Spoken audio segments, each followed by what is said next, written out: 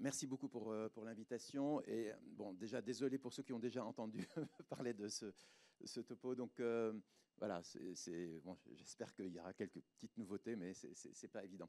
Donc, je connais assez bien l'exposome, et donc je fais des petites incursions de temps en temps dans l'éco-exposome, parce que je trouve ça intéressant. Je trouve que ça manque réellement dans la conception actuelle. Et si on regarde d'ailleurs les programmes européens, en tout cas qu'on appelle exposome, peut-être qu'il y en a d'autres que je ne connais pas dans l'aspect écosystème, mais il y a beaucoup d'exposomes, hein, et puis quasiment pas d'éco-exposome où il y a un lien entre les impacts écosystémiques et la santé humaine, en tout cas, dans le cadre d'une seule. Donc, ce que je vais faire, c'est une présentation d'abord un peu de l'histoire de l'exposome et des différents jalons, hein, des différentes contributions dans ce domaine, et puis bon, rajouter ensuite quelques réflexions sur les changements globaux, comment on peut aussi étudier l'interaction entre les impacts écosystémiques et la santé humaine, et finir par quelques idées, quelques propositions. Donc, ce sera très ouvert à la discussion et à la contestation éventuellement. Donc, je commence toujours par dire qu'il ne faut jamais oublier quand même les bonnes choses de l'environnement. Je vais parler que de ce qui ne va pas dans la suite du topo, mais il faut toujours se rappeler qu'au-delà des problèmes chimiques, de la pollution et des contaminants alimentaires, il y a quand même des espaces verts, des plans d'eau, un milieu social qui peut être favorable, et que donc l'environnement n'est pas uniquement le problème, mais c'est parfois aussi la solution. Bon, une fois qu'on a dit ça, je pense que c'était important de le dire, il faut quand même passer aux problèmes. Et parmi les problèmes, il y a la pollution. Et si on prend le cas de l'impact de la pollution sur la santé humaine, ça c'est un diagramme de l'OMS publié dans le Lancet. Il republie régulièrement, ça ne change pas énormément, sur les déterminants de mortalité, donc santé humaine, donc déterminants de mortalité. Et finalement, ils mettent la pollution totale comme étant le premier déterminant de mortalité chez l'homme, avant le tabagisme, avant un certain nombre d'agents infectieux. Donc, c'est des déterminants, ce n'est pas les causes, hein, ce n'est pas cancer, maladie métabolique, c'est vraiment les déterminants. Et donc, ça veut dire que c'est important. Je n'aurais pas dit ça il y a 10 ans, en tout cas, peut-être parce qu'on connaissait sans doute un peu moins. L'essentiel de l'impact ici sur la pollution totale, c'est la pollution de l'air. Pourquoi? Parce que c'est là-dessus qu'on a le plus en fait, d'informations et historique, hein, et donc peut-être aussi pas mal d'impact. Il faut reconnaître que dans le genre mélange, là, on est en plein effet cocktail, hein, donc dans la pollution de l'air, mais c'est là-dessus que vient l'essentiel de l'impact. Mais en tout cas, pollution totale, c'est quand même le premier déterminant de mortalité. Il faut quand même le reconnaître. Il y a aussi une dimension un peu, puisqu'on est dans les grands déterminants et l'OMS, un aspect très géopolitique pratiquement de la pollution, où la production, en tout cas de pollution, se fait beaucoup dans certains pays les plus développés, et où l'impact en termes de mortalité se fait beaucoup plus dans les pays en fait, qui sont les moins développés. Alors, c'est un peu... bon, il faut vraiment... c'est quelque chose qui est dit souvent, donc il faut faire un tout petit peu attention à ce qu'on dit. Dans un cas, on mesure le CO2 principalement, hein, donc production. Dans l'autre cas, la mortalité n'est pas nécessairement due au CO2, elle est due à beaucoup de pratiques locales de cuisine, de pollution de l'air intérieur, etc. Donc, mais c'est quand même important de le dire, parce que quand on regarde ce qui s'est passé à la dernière COP, donc en Égypte, il y a eu beaucoup de ça, hein, les différences entre ceux qui polluent et ceux qui subissent le plus. Malgré tout, qu'on s'intéresse à la santé humaine ou à la santé des écosystèmes, l'aspect chimique est au premier plan. On peut penser, c'est peut-être ce qui est le plus étudié en général, on entend beaucoup parler de pesticides, là on va parler que de ça dans Ecophyto, et puis en général dans les études, que ce soit par les toxicologues et les écotoxicologues ou d'autres, ou les épidémiologistes d'ailleurs, beaucoup d'études sont faites sur les aspects chimiques. On a l'impression qu'on connaît beaucoup de choses, en fait pas vraiment. Enfin, on connaît pas mal de choses, mais pas vraiment complètement, parce que ça, c'est une figure qui apparaît dans la stratégie chimique, hein, donc le plan européen donc sur la chimie durable, et donc qui est issu des travaux de l'Agence européenne de l'environnement, qui produit de très bons travaux, d'ailleurs, qu'il faut aller regarder régulièrement, c'est très bien fait.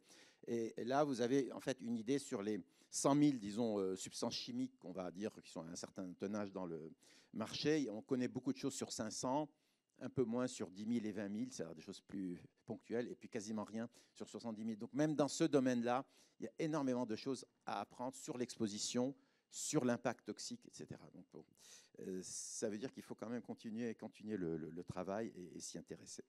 Donc est apparu en 2005, pour la première fois, donc dans la littérature scientifique, cette notion d'exposome, commencé comme ça, elle est apparue par un épidémiologiste, donc Chris Wilde, en fait, qui n'a pas toujours été épidémiologiste. Il y a eu une partie plus à la limite expérimentale dans sa carrière, mais qui était à l'époque donc directeur du Centre international de recherche sur le cancer, et qui, observant que dans le champ du cancer, finalement, on connaissait pas mal de choses sur l'aspect génétique, que ce soit constitutionnel ou génétique des cancers. Donc, bon, ça, avec la révolution du séquençage de l'ADN et la révolution de génomique, finalement, on connaissait pas mal. Et puis tout le reste, tous les autres déterminants du cancer, c'était un peu le bazar. Il y avait des produits chimiques, il y avait peut-être de l'infectieux, il y avait des stress, différents types de stress, l'alimentation, enfin bon.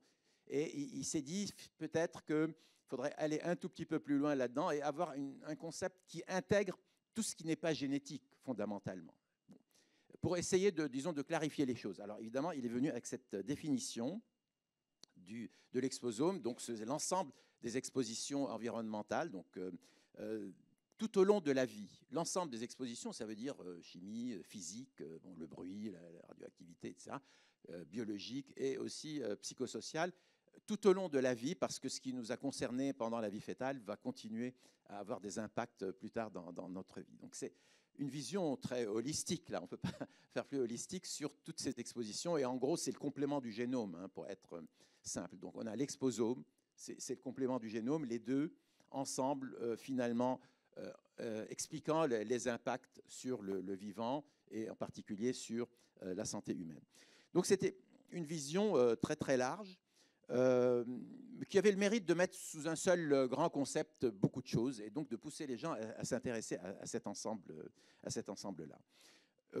Publication qu'il a eu beaucoup de mal d'ailleurs à voir, parce que bon, il a soumis à différents journaux, refusé, parce que bon, on ne voyait pas l'intérêt.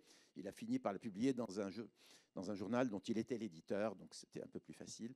Et finalement, pendant quelques années, lui-même le dit, aucune réaction, zéro réaction, ça peut nous arriver tous, hein.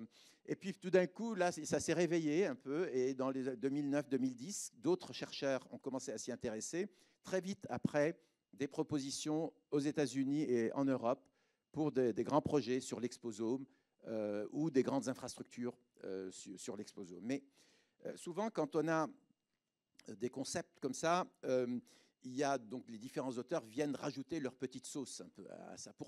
Pourquoi? Parce que ce concept est bien entendu trop large, et il faut un tout petit peu le cerner, un peu le rendre plus concret quelque part. Et puis peut-être l'élargir éventuellement si nécessaire. Donc, vision analytique d'abord, donc Rapaport et Smith, mais il y en a beaucoup d'autres, hein, qui ont travaillé là-dessus. Beaucoup d'intérêt chez Rapaport sur ce qu'on appelle la composante interne de l'exposome chimique interne, c'est-à-dire en analysant le sang, en analysant les urines, les cheveux, enfin ce que vous faites, certains d'entre vous, pas mal. Finalement, on peut apprendre beaucoup de choses sur les expositions, et aussi sur, en partie, disons, l'impact des expositions. Donc, composante interne, beaucoup d'aspects analytiques, de la spectrométrie de masse à voler, comme on l'a vu tout à l'heure, sachant que, autant pour les aspects, disons, endogènes en spectrométrie de masse, les doses, les concentrations des différentes molécules chimiques étaient telles que finalement on avait un abord relativement simple.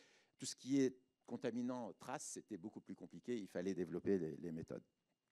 Ensuite, il y a une vision plus toxicologique de Gary Millar, qui à la fois a une vision analytique d'ailleurs aussi, hein, mais qui a rajouté quelque chose, parce que lui-même étant toxicologue, il a défini l'exposome non seulement comme l'accumulation des influences environnementales, donc les expositions, mais aussi l'impact il a mis là-dedans la réponse biologique. Donc, du coup, ça a pris une dimension un peu plus large. Pour un toxicologue, c'était très satisfaisant hein, donc de rajouter, parce que c'était difficile. Mais cela dit, quelque part, ça complexifie un peu les choses. C'est-à-dire non seulement l'exposition, mais aussi leur impact. Je vais vous dire tout à l'heure comment on peut réussir à un peu peut-être distinguer les deux et identifier un peu mieux les deux. Et puis, très vite, donc, et ça va nous intéresser, j'y reviendrai, hein, mais très vite est venue une vision plus écotoxicologique, environnementale, donc du NRC aux États-Unis. Ça, c'était 2012 à peu près, qui a défini l'éco-exposome. Pour moi, c'était la première fois que je voyais le terme, hein, donc éco-exposome. Pour l'étendre non seulement sur l'aspect humain, ce qui était le cas jusque-là. Hein, bon, Chris Wilde, c'est un épidémiologiste, Rappaport a toujours fait chez l'homme, mais l'étendre un tout petit peu à ce qui se passe dans l'environnement. Je reviendrai un peu à cette première définition relativement complexe et un peu théorique, un peu conceptuelle des relations presque de l'ingénierie entre ce qui se passe dans l'environnement et l'impact de l'homme ensuite sur l'environnement. Je reviendrai là-dessus, mais c'était apparu relativement tôt et je ne suis pas sûr que ça ait immédiatement eu des impacts. Ça a été redéveloppé un tout petit peu plus tard. Pour essayer de mieux situer ensuite la question de l'exposome, est-ce que c'est seulement les expositions ou leur impact, avec Price, donc il y a à peu près 2 ans, on a un peu proposé un nouveau terme qui est l'exposomique fonctionnelle, comme exactement qu'on a la génomique et la génomique fonctionnelle, c'est-à-dire ce qui est issu en fait un peu du génome. On a proposé de parler d'exposomique pour décrire les expositions, point. Et puis l'exposomique fonctionnelle pour décrire les impacts des expositions, donc les effets. Donc pour séparer un peu les deux, pour être un tout petit peu plus clair. C'est ce qu'a fait un peu Roel Vermeulen, aussi dans un article d'ailleurs qui lui a été publié dans Science il y a 1 an ou 2. Il a parlé beaucoup de la notion de réseau et de omique, hein, donc parce que beaucoup de gens qui s'intéressent à l'exposomique font toutes les omiques, hein, que ce soit les expositions chimiques, mais aussi la métabolomique, la transcriptomique, l'épigénomique, etc., etc. Donc il a mis ça dans un cadre très biologique et du coup, par définition, il parlait à la fois d'exposition, mais aussi de l'impact fonctionnel des expositions. Moi, je pense que exposomique fonctionnelle, ça a du sens parce que finalement, ça rappelle la génomique fonctionnelle et donc les gens ont l'habitude un peu de cette petite distinction. Et puis avec Paulo Vines, on a essayé d'intégrer les aspects sociaux. Paulo s'intéresse beaucoup, c'est quelqu'un qui a beaucoup fait dans le domaine des programmes européens sur l'exposome, mais qui s'est beaucoup intéressé, en tout cas en santé humaine, sur l'impact des stress psychosociaux. Et donc collaborer beaucoup avec les sociologues. On a essayé de mettre l'exposome dans le cadre un peu de ces impacts sociaux et surtout dans ce qu'on peut appeler la traduction biologique des impacts psychosociaux. Donc on a fait un petit article là-dessus, en fait, qui précise un peu ces aspects-là. Ça vient du fait que, évidemment, la situation sociale des gens a un impact majeur sur leur exposition. C'est-à-dire qu'en fonction de votre situation sociale, vous allez peut-être vivre plus près d'autoroutes, avoir du bruit, de la pollution, manger avec des choses très transformées parce que moins cher, etc. Donc, il y a un véritable déterminant sociologique des expositions déjà. Et en plus de ça, il y a peut-être un impact, disons, cumulé sur la biologie des expositions sociales et d'autres types d'expositions. Et puis, il y a les agences sanitaires. Ça, c'est un signe très important, et je dirais très positif, parce qu'une agence sanitaire comme l'ANSES s'est approprié ce concept, a créé un groupe de travail qui a revu un peu la définition, mais au fond, voilà, en reprenant en fait l'essentiel, c'est-à-dire la totalité des expositions, néfastes comme bénéfiques. Donc, on était un peu prudent là-dedans. Donc, à des agents chimiques, biologiques, physiques, en interaction avec le statut physiologique et le milieu de vie et le contexte psychosocial. Donc, il y a toujours ce contexte-là, que connaît un organisme vivant de sa conception jusqu'à la fin de sa vie. Bon, c'était très humain là, hein, donc, mais même si au cours de ce groupe de travail donc, à l'ANSES, il y avait aussi une section consacrée aux problématiques de l'éco-exposome, très influencé par Jeanne Garry, qui a beaucoup travaillé là-dessus. Donc l'importance de ce travail, ce n'est pas du tout la définition, finalement, c'est une définition comme une autre, et qui reprend les grandes... Mais par contre, c'est toute une série de prescriptions pour comment une agence sanitaire doit s'approprier la problématique de l'exposome, les mélanges de substances chimiques. Est-ce qu'à chaque fois qu'on étudie une substance, on doit se préoccuper de ce qui se passe ailleurs, comme d'autres, comme exposition? Ils avaient par exemple un groupe de travail qui s'intéressait aux éboueurs, métier particulièrement compliqué, et où on est exposé évidemment à des produits chimiques, mais on est exposé aussi à des agents infectieux, des conditions de travail qui ne sont pas très, très simples. Donc il y a une véritable la notion d'exposome qu'on peut mettre sur le travail d'un éboueur. Ils avaient aussi fait un travail sur les égoutiers. Enfin, il y a toute une série de choses où le milieu du travail peut constituer un écosystème intéressant dans lequel la notion d'exposome peut avoir son intérêt. Donc, des agences sanitaires qui se préoccupent de la notion d'exposome, c'est le début vraiment d'une application, je dirais, plus pratique de ce concept. Voilà un historique donc, un peu plus détaillé avec les années. Donc, naissance 2005, on est en 23, c'est presque la majorité. Hein. Je ne sais pas quelle est la date précise, mais on est dans la majorité, donc la maturité est là. Quelques années où il ne s'est rien passé. Ensuite, les Américains commencent à s'en mêler. Bon, Rapaport intervient dès les débuts des années 2010. Plusieurs programmes européens sont lancés, 2011-2012, 3 grands programmes européens. Alors, exposome, pas d'éco-exposome là-dedans, exposome, humain, enfin bon. Et puis, mais les Européens ont choisi de développer des programmes de recherche, c'est-à-dire il faut faire un programme de recherche, qu'est-ce que vous voulez étudier, etc. etc. Donc ça, c'était la position européenne. Les Américains, eux, ont commencé surtout par des infrastructures.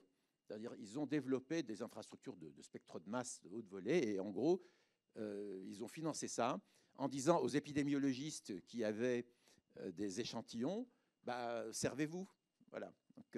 Donc, quelqu'un qui a des échantillons, une étude épidémiologique ou clinique, pouvait y aller et faire l'analyse. Donc, c'était très pragmatique pour permettre à des gens qui ne connaissent rien aux expositions, par exemple chimiques en l'occurrence, de pouvoir le faire, hein, donc, en pratique. Les Européens, c'était avant de développer, là on commence juste à développer les infrastructures, mais ça a été surtout développé au niveau des projets de recherche, ce qui paraissait assez logique. Bon, ensuite, toute une série, voilà, le éco-exposome est théoriquement apparu assez tôt dans la définition, il s'est peut-être développé un peu plus tard. Et puis ensuite, vous avez un nouveau appel d'offres Europe, c'était en 2019, je crois, et il y a 9 projets, à peu près 100 millions d'euros qui ont été financés, et tous pratiquement, enfin tous sur l'exposome humain ou la méthodologie ou des choses qui sont liées à ça. Et puis il y a d'autres grands programmes européens, notamment sur le côté chimique. PARC, c'est le partenariat Partnership for Assessment of Risk of Chemicals, donc c'est le partenariat sur le risque chimique, qui a, lui, par contre, une composante humaine, mais aussi une composante environnementale, notamment dans le domaine, je dirais, analytique, mais aussi dans le domaine toxicologique. Donc là, on essaye de combiner. Cela dit, ce sont des tâches assez distinctes, et bon, je vois, enfin, ça, il faut faire du travail encore pour les amener ensemble. Et puis, il y a une infrastructure européenne qui s'appelle IRENE, qui est donc pilotée par nos amis tchèques, où la France est très présente. Il y a un hub français donc, qui est associé à IRENE, qui s'appelle France Exposome. Donc c'est sur la feuille de route nationale des infrastructures, essentiellement de la spectre de masse, un peu de cinétique et de bioinformatique derrière.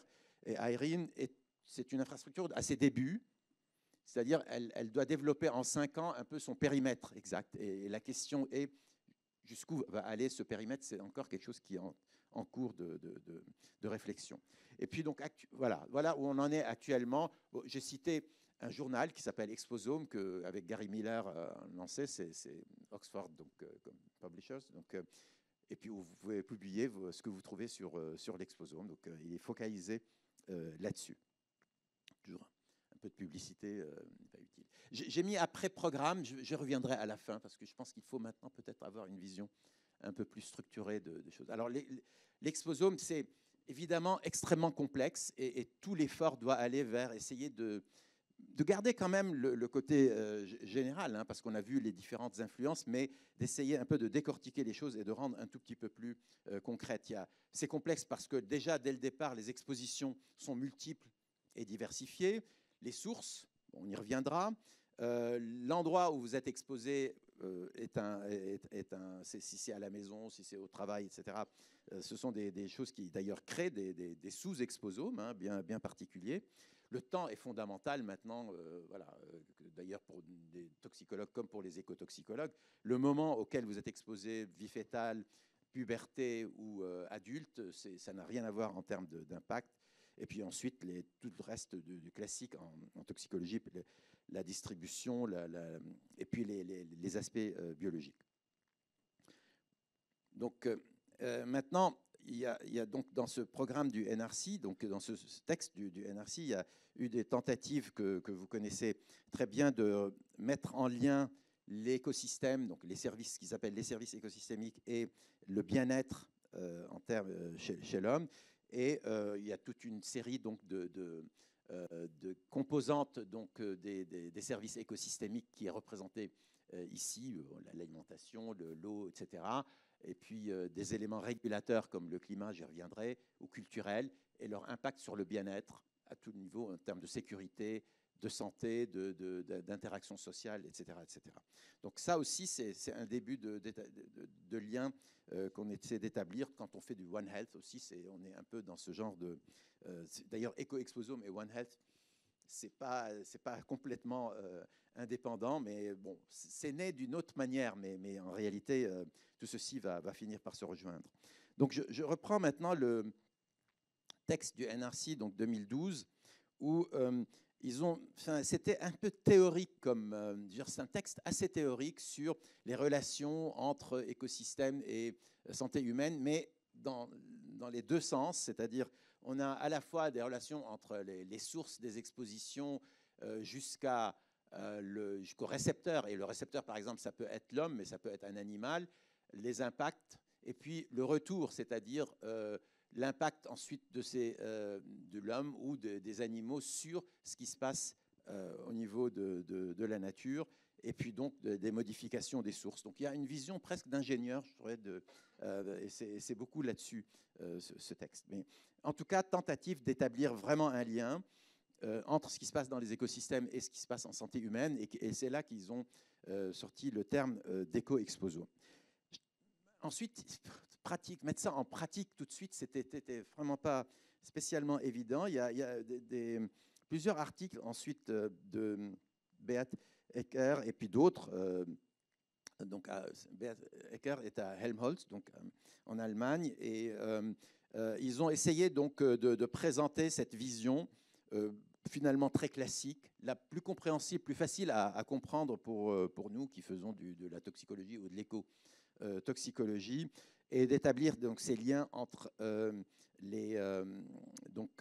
qui se passe au niveau écosystémique et ce qui se passe au niveau humain. Donc en gros, vous avez en haut ce qui se passe concernant la santé humaine avec des études, par exemple épidémiologiques, qui peuvent associer des expositions à la santé, donc adverse, qui ne nécessite pas nécessairement toujours un passage plus mécanistique. Et puis ensuite, bien sûr, il y a le passage mécanistique, et de la même manière, au niveau des polluants de l'environnement, impact mécanistique allant jusqu'à non seulement l'organisme, mais les populations, et donc plus généralement les écosystèmes. Donc ils ont réussi à mettre un peu en parallèle ces études-là avec différents concepts. C'est très fondé sur des aspects que ce soit toxicologique ou écotoxicologique, des adverse outcome pathways. Donc c'est des chemins de mécanistique en fait d'impact sur l'état d'une population ou d'un individu. Et les adverse outcome pathways, c'est un point de ralliement des gens qui s'intéressent à la toxicologie et ceux qui s'intéressent à l'écotoxicologie, parce que on prend des informations venant de toutes sortes de populations, plutôt animales en l'occurrence, mais de toutes sortes. Il y a les premières AOP, ce qu'on appelle les AOP, a été développée chez le poisson, hein, c'est la vitellogénine, c'est l'impact des perturbateurs endocriniens, etc. Donc les AOP, c'est simplement une chaîne de liens donc pour lesquels il faut établir des relations, et établir des relations avec un poids d'épreuve. Ça, c'est nouveau. On commence par quelque chose de moléculaire, un récepteur qui est activé, une enzyme qui est inhibée. Ensuite, c'est l'aspect cellulaire, ce qui est un peu représenté ici au milieu. Ensuite, des aspects sur les tissus, les organes, l'individu. Et on s'arrête en général là quand on fait l'humain. Et puis ensuite, on passe aux populations et aux écosystèmes quand on fait la partie écosystémique. C'est des mécanismes d'action, hein, mais simplement, là, on s'intéresse surtout à mettre un certain poids à ces relations entre un phénomène moléculaire, cellulaire ou allant jusqu'à l'effet individuel ou populationnel. Dans les mécanismes, on va aller beaucoup plus dans le détail. Dans les AOP, les événements, ce sont des événements exploitables, hein, c'est-à-dire si c'est un récepteur, c'est est-ce qu'on peut doser le récepteur. Si c'est ensuite un phénomène tissulaire, est-ce qu'on peut doser, par exemple, l'accumulation de gras dans un tissu, etc., etc. On fera beaucoup plus attention à ce que ce soit quelque chose qui soit exploitable et dosable. Donc ça, c'est intéressant parce que ça met en lien cette notion d'AOP, cette notion d'éco et exposome, et ça rapproche donc l'éco-exposome de l'exposome humain qui a été, lui, beaucoup plus travaillé. Comme je l'ai dit tout à l'heure, sur les derniers programmes européens que j'ai appelés EHEN, le cluster s'appelle EHEN, c'est European Human Exposome Network, EHEN, donc c'est Human, parce que en fait, il n'y a quasiment pas eu, je pense, de propositions sur éco-exposome. Il n'y a pas eu. Alors que je ne pense pas que c'était vraiment trop... c'était interdit, hein, c'était pas interdit. Je pense que c'était peut-être plutôt à orientation humaine, mais il y aurait eu la place. Ça, on n'a pas vu ça. Alors, bien sûr, pour être un tout petit peu plus concret, aller maintenant dans qu'est-ce qu'on peut y mettre. Les perturbateurs endocriniens, c'est peut-être un exemple je dirais, le plus évident, donc je ne vais pas aller dans le détail, mais en fait, les premières observations, c'était quand même dans la nature. Donc là, vous avez Lou Guillette, que certains d'entre vous doivent très bien connaître, qui est décédé maintenant, mais qui a beaucoup travaillé là-dessus, sur les alligators et le problème reproductif des alligators, des effets, donc c'est les amphibiens, chez les poissons, etc., dans les lacs contaminés. C'était quand même beaucoup là que tout ceci avait démarré. Il y avait quelques effets chez l'homme qui auraient pu faire penser à un problème de perturbation endocrinienne, mais je dirais que le démarrage dans la réalité était vraiment dans la nature. Alors, je ne vais pas aller plus dans le détail, vous allez avoir une conférence cet après-midi par Rémi Sama sur les perturbateurs endocriniens, il fera ça très très bien. Je voulais vous donner quelques exemples de là où on a essayé, en tout cas, de tenir compte des aspects environnementaux et des aspects humains. On est là dans... j'ai coordonné un programme européen qui s'appelle HERA, Health and Environment Research Agenda. C'était pour proposer à la Commission en fait, de faire un peu le point sur ce qui manquait en termes de recherche dans le champ environnement, environnement et santé, avec une perspective 2030. Hein, donc, évidemment, c'était en plein Covid, et donc la Commission nous a demandé très vite de lui faire une liste de propositions sur les aspects Covid. Hein, qu'est-ce qu'on doit proposer comme recherche. Et en fait, on a essayé, disons, peut-être c'était une étude de cas finalement assez unique. On a essayé de faire quelque chose de très englobant, de très général, avec tout un problème sur l'émergence, et en particulier la problématique de la biodiversité, la déforestation, etc. Donc, des choses voilà, que Serge Morand, par exemple, connaît parfaitement bien. Donc, toute une série de recommandations sur l'étude de l'émergence. Ensuite, la diffusion. Et ça peut être dû à des tas de choses, et notamment les modes de vie, hein, donc, qui sont au premier plan, la mobilité, peut-être le climat. L'impact santé, avec toute une série de propositions de recherche sur est-ce que des facteurs environnementaux peuvent favoriser la gravité, par exemple, du Covid. Et depuis, d'ailleurs, certaines de ces choses ont été faites. Par exemple, actuellement, la pollution de l'air est connue comme étant favorisant favorisant la gravité du Covid, la sévérité du Covid. À l'époque, on avait fait des études, des simulations bioinformatiques disant que entre perturbations endocriniennes et sévérité, il y a peut-être des liens. On a trouvé des voies biologiques potentiellement communes, notamment la voie TH17. Ensuite, on est passé à des aspects très sociaux sur la réponse donc sociétale, la réponse politique et leur impact. Et puis, il y avait un tout petit... À l'époque, c'était les plans économiques de redémarrage de l'économie. Et on s'était intéressé à l'impact éventuellement environnemental, d'ailleurs, de tous ces plans. Donc, c'était un bel exercice, disons, essayant de mettre en commun, et c'est un exercice qui peut être répété sur beaucoup d'autres choses, et peut-être favoriser ces liens entre donc, les écosystèmes et la santé humaine. On a été beaucoup plus loin sur l'aspect, disons, inspiré de One Health, et c'est vraiment Delphine Destourmieux-Garzon qui a beaucoup travaillé là-dessus. Ça a été publié, c'est plus complexe là dans sa présentation, mais il y a tout un aspect sur la perte de biodiversité, l'aspect climatique, et puis les aspects écosystémiques qui peuvent jouer ensuite sur l'impact futur du Covid. Donc voilà, c'est un exercice qui, je dirais, a été pas mal pour essayer de mettre dans un seul grand programme des aspects provenant d'environnement et de la santé. Alors, quand on parle, je dirais, d'exposomes comme d'éco-exposomes, les communautés qui s'intéressent à ça sont souvent des communautés très différentes de ceux qui s'intéressent au changement climatique. Pas tout. Et je trouvais ça, enfin, que ce n'est pas une bonne idée, quoi. Je pense qu'il faut absolument intégrer la problématique du changement climatique et notamment de son impact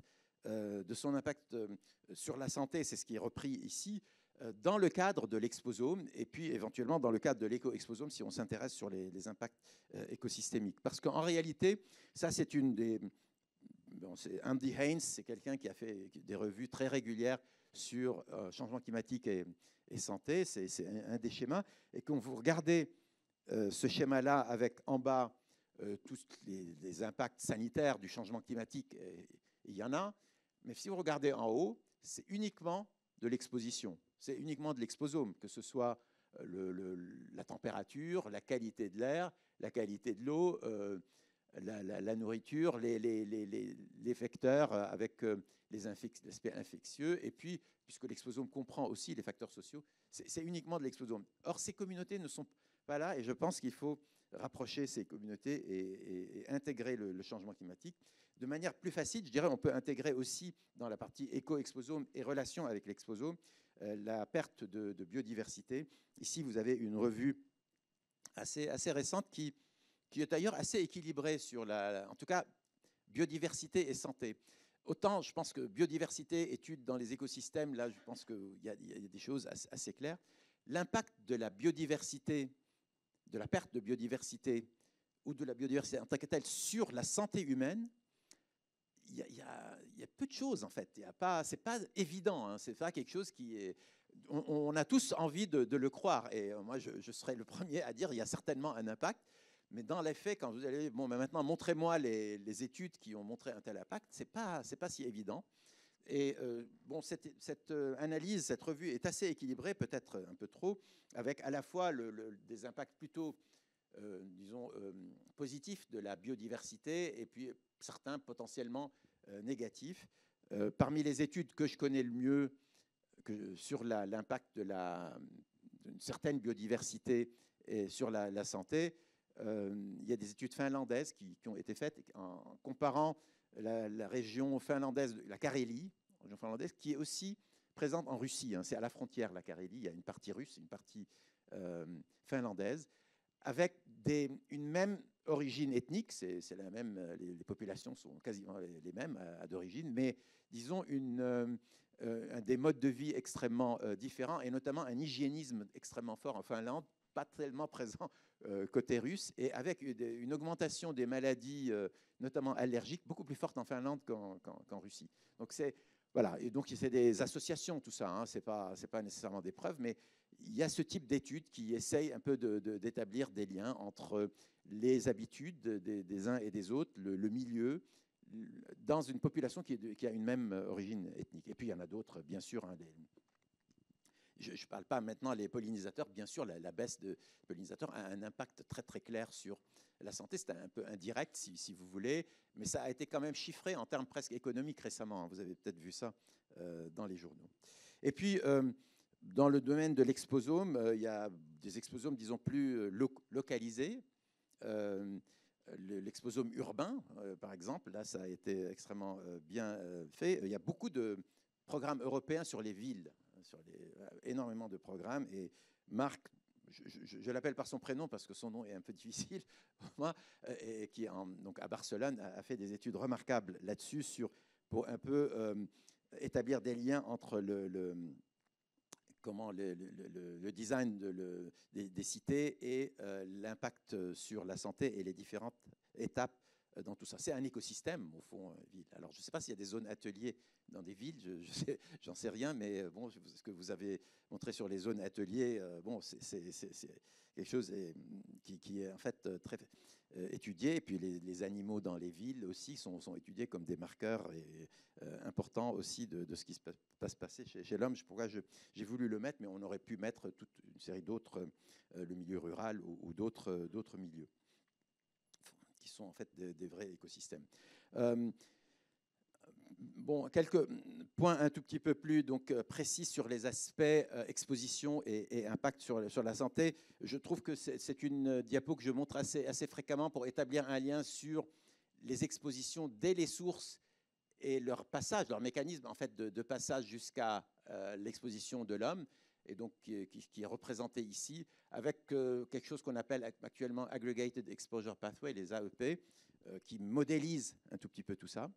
Ce qui se passe une fois qu'on a la dose, donc qu'est-ce qui explique le niveau de la dose interne, c'est de la toxico et de l'écotoxico très classique. Et puis maintenant, en termes d'impact sanitaire ou environnemental, l'utilisation des AOP, des AOP network. C'était juste pour modéliser à la fois des expositions jusqu'à l'impact sanitaire.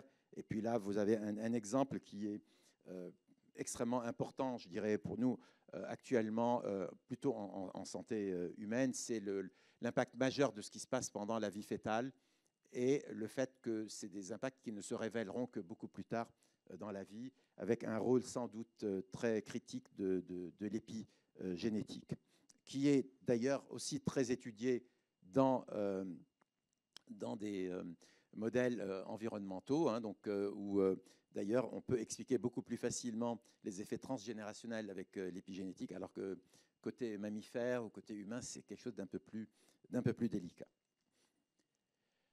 Donc, je voulais terminer par quelques réflexions et vraiment soumises à votre critique et éventuellement à discussion sur comment on peut voir les implications de cette notion d'exposome, parce qu'après tout, cette notion qui est devenue assez populaire, on a quand même mis l'exposome dans la loi santé française il y a quelques années, donc c'est dans un des articles, l'article 1er, la politique française en termes de santé s'inspirera du concept d'exposome avec une petite définition de l'exposome à l'époque. Donc, quelles conséquences de tout ça? D'abord, première conséquence, une conception multifactorielle, je dirais, des pathologies, et c'est plus important sur l'aspect humain parce que les gens qui travaillent dans les écosystèmes ont l'habitude d'avoir ce raisonnement-là, donc multifactoriel. Quand on s'intéresse à un écosystème, on sait qu'il y a différents stresseurs, et c'est même le but de ces études-là, donc c'est presque beaucoup plus naturel pour les écotoxicologues, je dirais, que pour les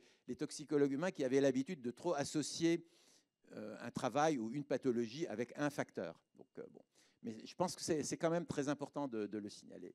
Et puis, il y a des innovations méthodologiques vraiment fameuses liées à ces grands programmes, qu'ils soient européens, américains ou autres, sur les détecteurs, les capteurs, donc qu'on met partout pour essayer d'évaluer l'exposition.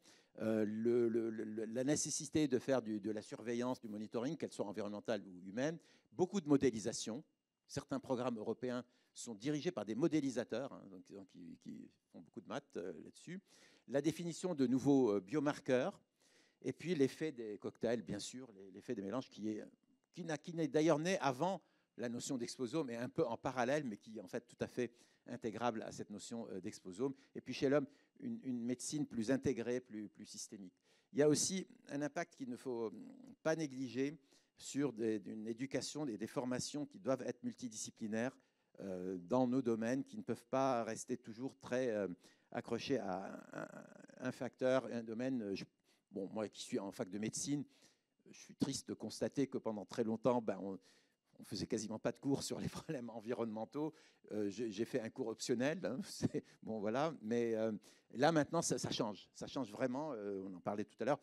Il y a vraiment une association de doyens qui a poussé pour qu'il y ait des cours. Nous, on a dans notre faculté, on a fait des petites capsules, c'est-à-dire pour chaque pathologie, une vidéo de 5 à 10 minutes sur comment l'environnement peut expliquer une partie de cette pathologie. Parce qu'on ne voulait pas les étudiants en médecine ont beaucoup de, beaucoup de travail et de choses à apprendre et on ne voulait pas rajouter des heures. Par contre, on leur a rajouté des petites vidéos qu'ils peuvent voir chez eux et qui bon. Donc ça, c'est fondamental. Et puis, il y a des implications, bien sûr, en santé publique, dans la réglementation. Je pense que, vu que l'ANSES, par exemple, s'y intéresse, c'est clair. Il y a des implications sur un intérêt plus particulier aux populations vulnérables, notamment le fœtus ou les gens qui ont des pathologies associées ou autres. Et puis, dans la communication, dans le message de santé publique, c'est important. En écotoxicologie, je dirais que, à nouveau, les gens qui font de l'écotox sont beaucoup plus, finalement, c'est plus naturel pour eux d'avoir la notion d'exposome parce qu'un écosystème subit évidemment des stress multiples, mais quand même la modélisation, éventuellement aller jusqu'à la réglementation. Et puis au niveau individuel, là, on est plutôt chez l'homme, ce qu'on appelle une prévention de précision, c'est-à-dire vu qu'on peut doser énormément de choses, qu'on peut rajouter des petits capteurs et avoir en permanence une idée si vous êtes asthmatique, où est-ce que vous êtes et s'il y a un certain nombre de substances qui peuvent poser des problèmes. Voilà, on va pouvoir faire une prévention, peut-être secondaire, mais une prévention quand même beaucoup plus précise. Je ne sais pas si j'ai encore. Voilà. Donc, réflexion sur un programme exposome ou éco-exposome. Moi, je pense que d'abord, il faut soutenir des infrastructures. Je suis très désolé de ne pas avoir ajouté les zones ateliers dans les infrastructures, mais je pense qu'elles doivent en faire partie. Donc, en analytique, ça commence, là, ça y est. Bon, en numérique, les cohortes, ça, c'est un vrai problème qu'on peut discuter, que Rémi connaît très, très bien. Les surveillances environnementales et humaines, donc les zones, voilà. Je pense que c'est très important de développer ça et de développer à très haut niveau pour permettre à tout le monde de venir s'occuper d'exposomes, même si les gens ne connaissent pas. Moi, j'ai beaucoup de cliniciens qui ne connaissent pas bien l'impact de l'environnement, mais si on leur propose une infrastructure qui leur permet de faire les dosages, d'interpréter, de faire un peu de bioinfo derrière pour les aider un peu dans leur métier, je pense que ce serait très, très bien. Les changements globaux, j'en ai parlé. Il faut que ce soit intégré dans la notion d'exposome. Il ne faut pas qu'il y ait des populations de chercheurs un peu indépendants. J'ai mis quelques objectifs plus précis. C'est évidemment très discutable. Expologie, épidémiotoxicologie, la médecine clinique, les aider à utiliser cette notion. Les dimensions temporelles, bien sûr.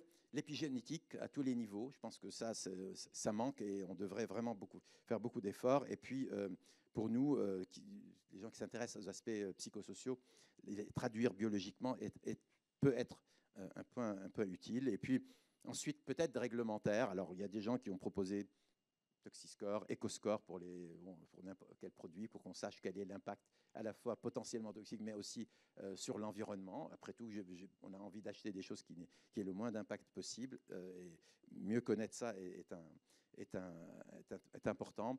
Et puis, une communication intégrée, intelligente, où on ne sépare pas les pesticides, c'est mauvais pour la santé d'une part, mais manger des fruits et légumes, c'est très bien pour la santé. Et comme la plupart des fruits et légumes contiennent des pesticides, on peut ne pas savoir ce qu'on fait.